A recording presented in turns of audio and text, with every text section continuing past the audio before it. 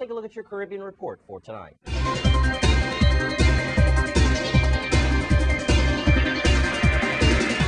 We start in Grenada, where carnival celebrations have been marred by the stabbing death of a 55-year-old woman. Police say a 29-year-old woman is assisting with the investigation, and carnival celebration began on Sunday and was set to end at midnight tonight. And in Haiti, at least 24 candidates have filed nomination papers to contest Haiti's presidential election in November. The U.S.-based hip-hop artist Wyclef Jean announced his candidacy last Thursday. Other hopefuls include former Prime Minister Yvonne Neptune, Jacques Eduardo Alexis, and former Governor Minister Leslie Voltaire. Musician Michael Sweet Mikey Martelli, professor and longtime opposition politician Marlundi Manigat, and manufacturer Charles Henry Baker have also entered the race. The official list will be published next Tuesday, with the 9-member Provisional Election Council announces the eligibility of candidates. And staying in Haiti, as former U.S. President George W. Bush is due to visit Haiti today for an update on earthquake relief efforts. Mr. Bush and his predecessor Bill Clinton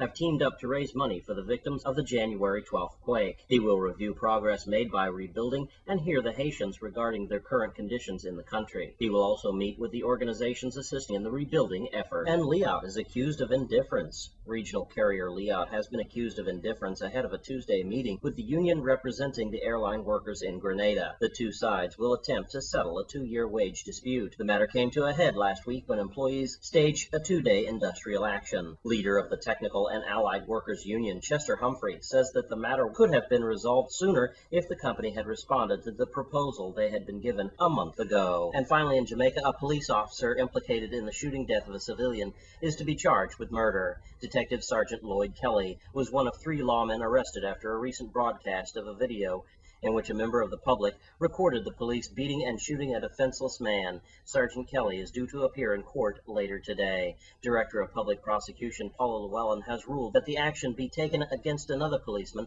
who allegedly used a baton during the beating.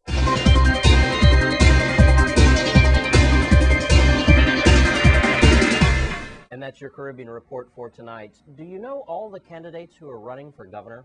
Well, now is your chance to meet Sheila, as she has talked with News Channel 8's Wes Small earlier today at the Election Bureau. You know, I thought that was it, with Jimmy O'Brien and Pam Richards, and then we've got Donna Storg in there, and then we've got Mapp in there, we've got Luz in there. This is Sheila. What are you talking about? It's not over till the fat lady sings. Sheila, what's your last name again? Scullion. Go back sometime, Sheila. We were in the Reformed Church together, as a matter of fact, under Reverend Koopman. And this is not your first time getting into the political arena. Now, you are running for the position of governor. All right, and this is the last day to do that. Yes. Now, Sheila, you know, I mean, I'm going to be brutally honest with you.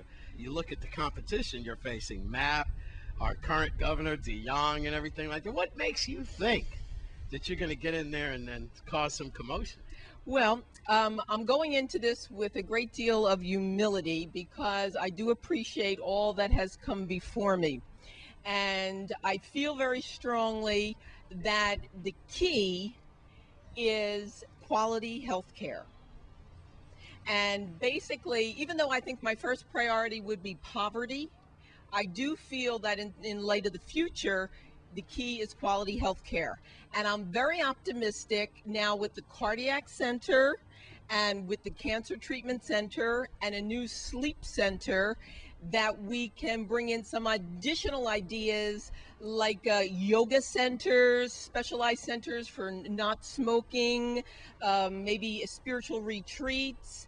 I'm hoping for an alternative medical school, possibly massage school, allied healthcare school, and I've connected with the Congresswoman Donna Christensen in Washington to assist with this planning and to really make it happen in the Virgin Islands. I feel that we can attract quality health care, but I think first we have to work on our own health, and I think it's going to require about 5 to 10 years to really get this population well, so we will attract from around the world, and I think it's our best investment. All right, who is your running mate? My running mate is Andreas Taj. He's from St. Thomas. He owns a company, and he's a very caring person. Well, I know you're a community activist. You've been with 10,000 Helpers. Yes. And I know you've been with My Brother's Table under, right, Reverend Koopman. A little volunteer work, Volunteer, yes. so I know that you're very well known, especially in Frederickstead, right? So, good luck to you. Thank you, All right, so Wes, we can thank see you. your name on the ballot. My entire spirit is with this, and I'll see it through for the next 20 years. Okay, here she is, Sheila.